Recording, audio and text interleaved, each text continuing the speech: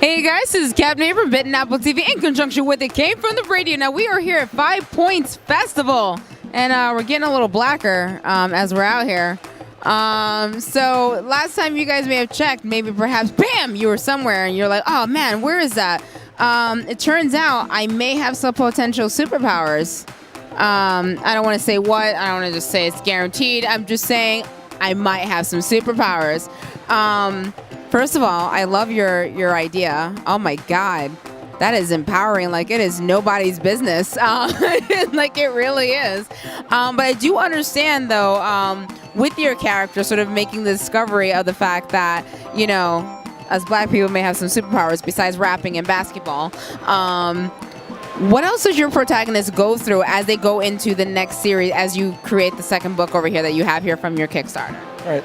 So, no spoilers in case people haven't read Black yet, but if you haven't, that's on you. So I'm going to say it one more time, no spoilers. But after the world finds out that some black people have superpowers, we sort of follow it up with like how these characters are getting by in the greater scheme of things. And so in our latest book, Widows and Orphans, one of the characters from the book, Anansi, who's a ninja, and was raised as a weapon since a child, is kind of dealing with the sort of black market ring that stole him from his family before, starting up some trouble again. And so he goes to like shut it down with some awesome ninja action.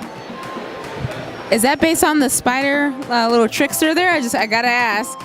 It was more around the idea of like, you know, the fact that there's still slavery happening in the Sudan, and that, you know, people are still being trafficked, you know, across the globe. And, you know, everything about black has always had like, you know, this grain of truth, this sort of tether in reality in it. Like that's the, you know, core part of the premise. So we thought that'd be something interesting to explore, but at the same time entertain people with a lot of awesome ninja action.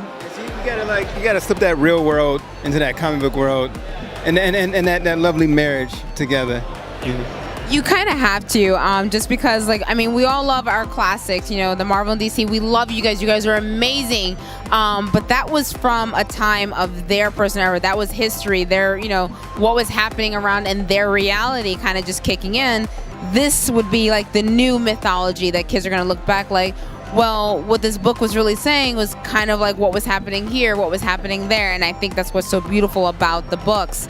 Now, I'm just curious, since you did mention Anansi, do you happen to tap into any mythology, like African mythology or Hindu mythology, Middle Eastern mythology, and you bring it into your books? No, actually, I think we kind of like shy away from like the mythical parts because like at its core, Black is very much a sci-fi story. You know, so we kind of stay in the science fiction realm, and he's named Anansi mostly because he's got dope spider powers and is a ninja.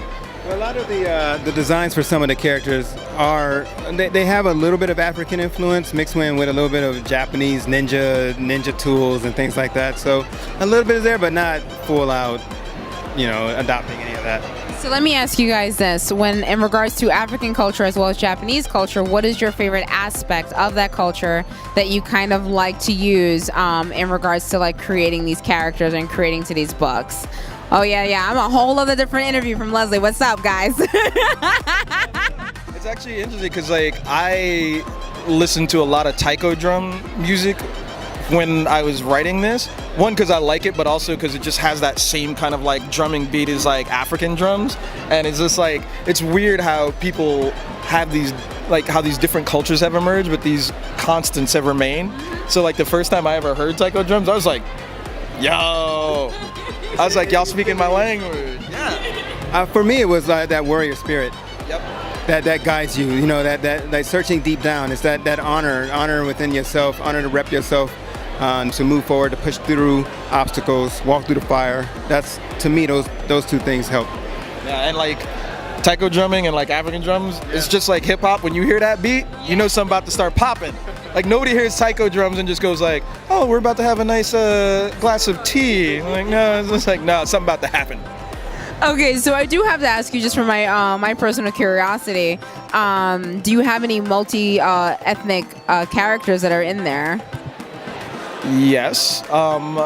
So not in this book, but in Black, and she will be coming up in future stories. Indigo is actually half white.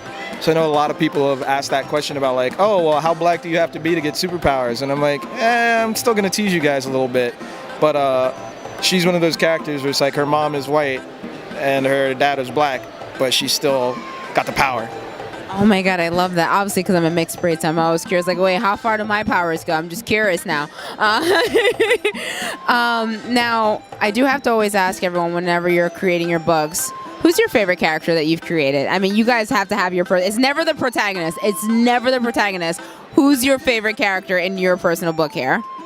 You go first, Tim. I don't have. Oh. I'm gonna throw You know what it is? It.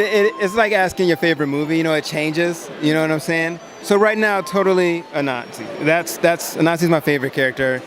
He's always my core. I always come back to him because I can do some cool ninja moves with him and stuff. But who's that? Tar Baby? Yeah. I actually like Tar Baby, and the name alone, you'd be like, Tar Baby? But that is so much I could do with that character. It's a fun character to create and draw.